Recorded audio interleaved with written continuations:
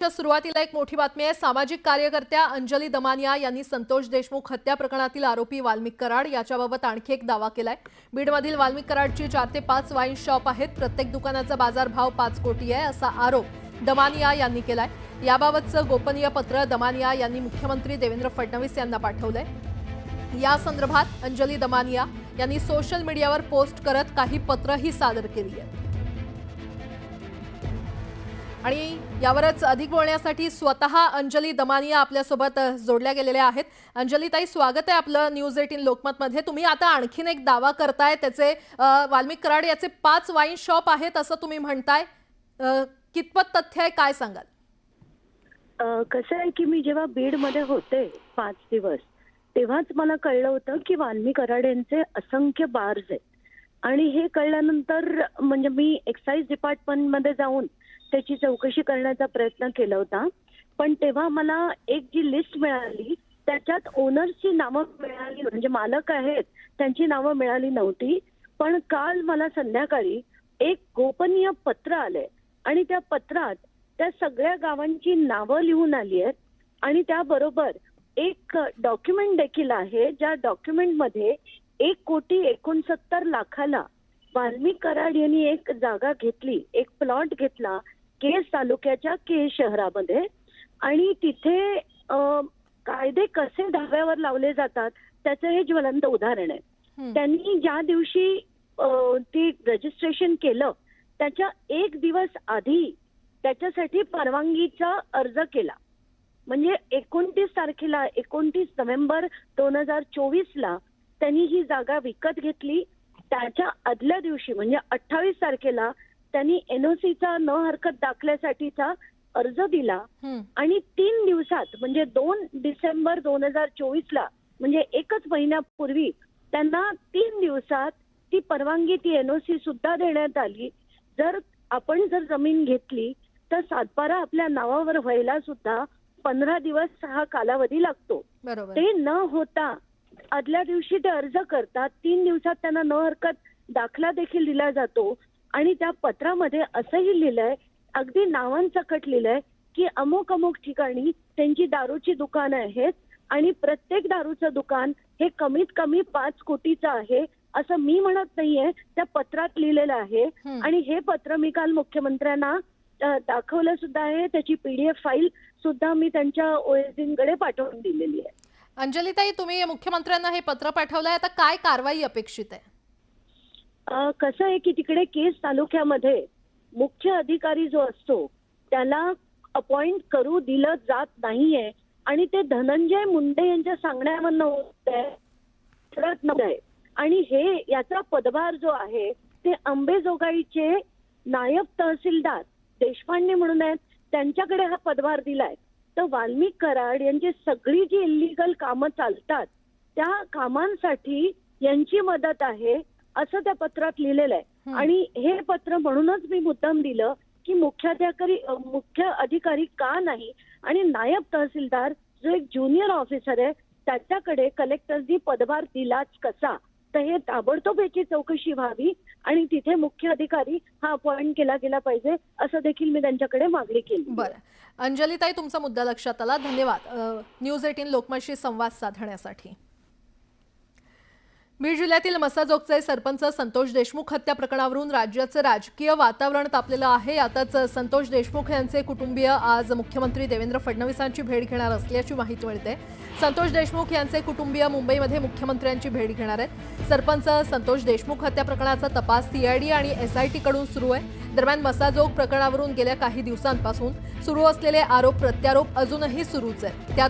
त्याच पार्श्वभूमीवर आता देशमुखांचे कुटुंबीय आज मुख्यमंत्री फडणवीसांची भेट घेणार असल्यानं या भेटीकडे राज्याचं लक्ष लागलंय।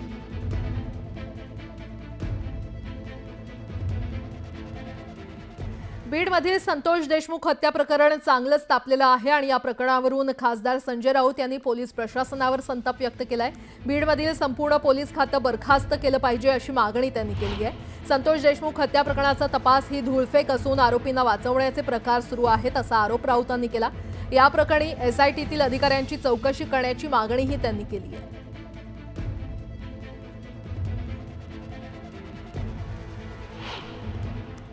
माझं गृहमंत्र्यांना आव्हान आहे की बीडमध्ये संपूर्ण पोलीस खातं बरखास्त केलं पाहिजे आणि बीडमधला संतोष देशमुखचा जो खटला आहे हा पूर्णपणे बीडच्या बाहेरच चालवायला पाहिजे.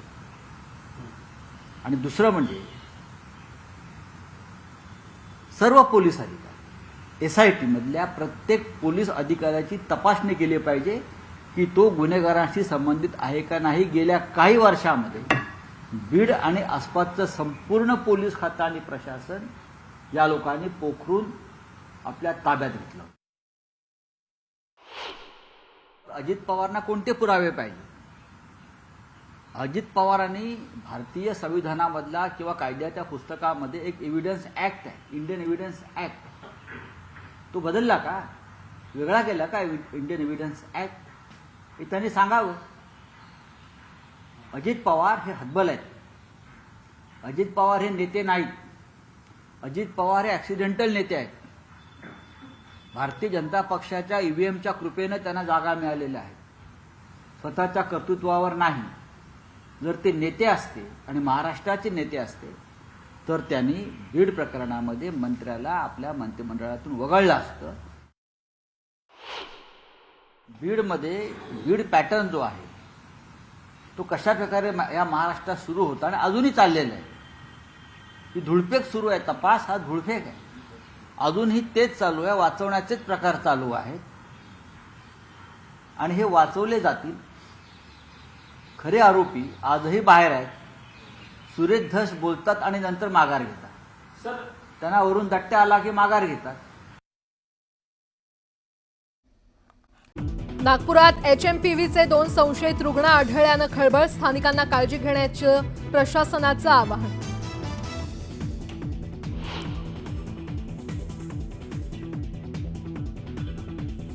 सरपंच संतोष देशमुखांचे कुटुंबीय घेणार मुख्यमंत्री देवेंद्र फडणवीसांची भेट. संतोष देशमुखांच्या हत्येप्रकरणी देशमुख कुटुंबीय फडणवीसांना भेटणार. संतोष देशमुख हत्या प्रकरणाचा तपास ही केवळ धुळफेक. बीडमधील संपूर्ण पोलीस यंत्रणा बरखास्त करा तर तपासही बीड बाहेर चालवा. तपास यंत्रणेवर राऊतांचा आक्षेप.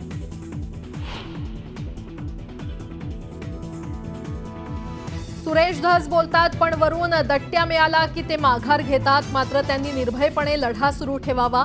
बीड प्रकरणी भूमिकेवरून संजय राऊतांचा सुरेश धस यांना सल्ला.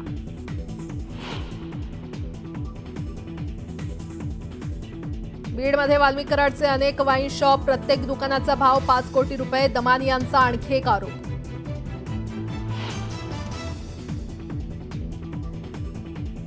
जरब बसवण्यासाठीच बाबा सिद्दीकींच्या हत्येचा कट. 4,500 पानी आरोपपत्र दाखल. सिद्दीकी हत्येप्रकरणी आतापर्यंत 26 जणांना अटक.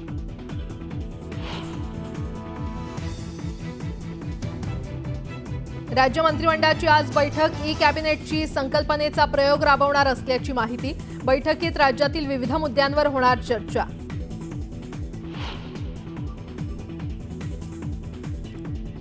माथे फिरून कापले तरुणीचे केस. दादर स्थानकातील धक्कादायक घटना. CCTVद्वारे माथे फिरूचा तपास सुरू.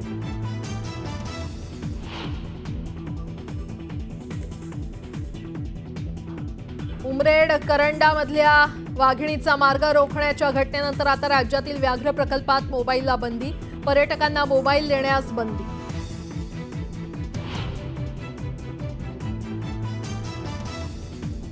आणि पालघरमधील बोईसर तारापूर MIDCतील आयकर विभागाची धाड. विराज प्रोफाईल कंपनीवर आयकर विभागाची छापेमारी. छापेमारीमुळे MIDCमध्ये खळबळ.